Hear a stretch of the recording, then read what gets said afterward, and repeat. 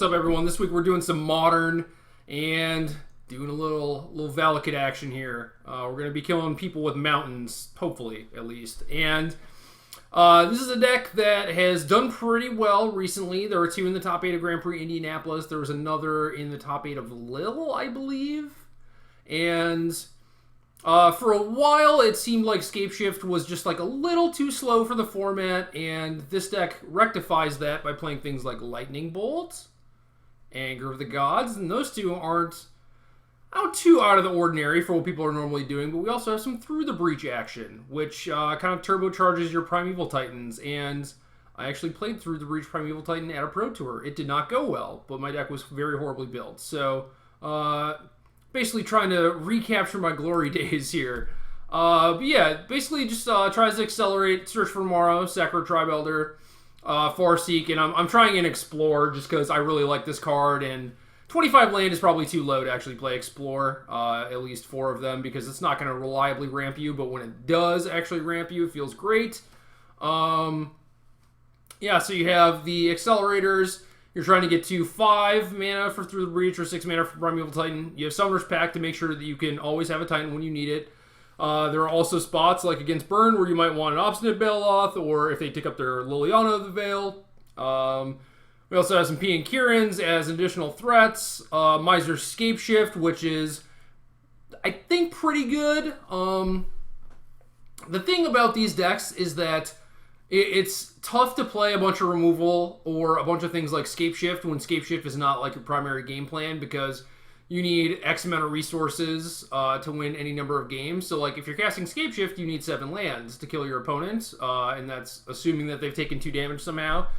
Sometimes it is actually 8 lands or more if they've actually gained some life. So drawing multiple Scapeshifts when you're on the Primeval Titan plan or vice versa is generally not good. This deck is trying to Through the Breach the Titan because that generally means that you deal them a boatload of damage, you accelerate yourself, and maybe kill some of their stuff too, which should give you another turn to maybe just play some more ramp spells and kill them with the natural Valakut. But I think one Scapeshift is fine. I have another in the sideboard for decks that are trying to surgical, extract, or slaughter games my Primeval Titans, because without them, it's very tough for this deck to win, especially without Calling Heart Expeditions. So yeah, I like Scapeshift as the backup plan. It's possible that the backup plan could be a big creature with Summoner's Pact, like Avenger of Zendikar, Rampaging Baloths, Hornet Queen, something along those lines, Gaia's Revenge. But I don't think that there's any one big green fatty that's actually going to get the job done against all the different decks that can have Surgical or Cranial or anything. So Scapeshift is kind of the thing that gets it done. Doesn't work well with Pact or Through the Breach, but whatever. Some versions of this deck play Nahiri, and they play Emrakul to go along with that. I think that's okay, but it's like, it's so hard to actually protect your Nahiri in this deck because you have very little in the way of actual interaction. It's basically just like, if I draw a Lightning Bolt, cool, hopefully that buys me like a turn or half a turn. And Nahiri is probably just going to get attacked and die. Like, it's, in that sense, like, it's fine, right? Because it means that they're not attacking you. It gives you time to set up and everything. But they could also just ignore it and kill you before your Nahiri gets to ultimate. In the meantime, it's like sifting you through cards and stuff, which is obviously fine, but it's not great. So I don't like the Nahiri splash. I'm also not playing Oath of Nissa, which most decks just play to like help cast their Nahiri, but I don't know. I feel like that card is just getting played in this deck a lot, and I don't really know why, because there are so many spells, and it feels like it's going to whiff a lot, and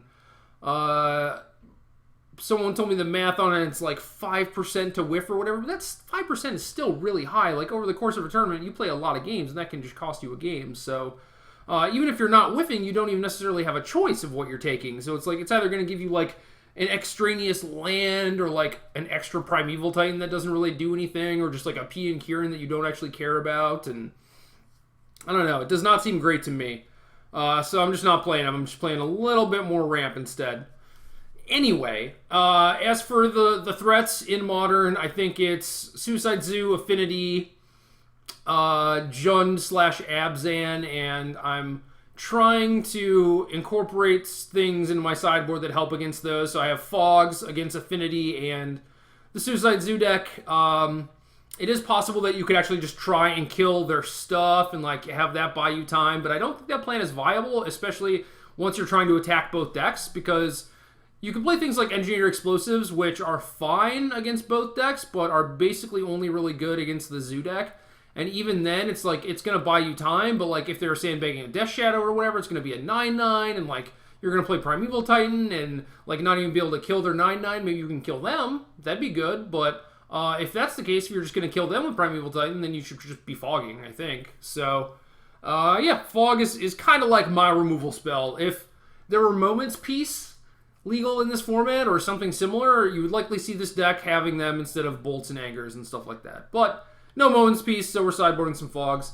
And then the rest of the sideboard is kind of me just trying stuff. I have like 1 Explosives, 1 Spellskite, 3 Relics. These are for Abzan, Living Ends, Dredge.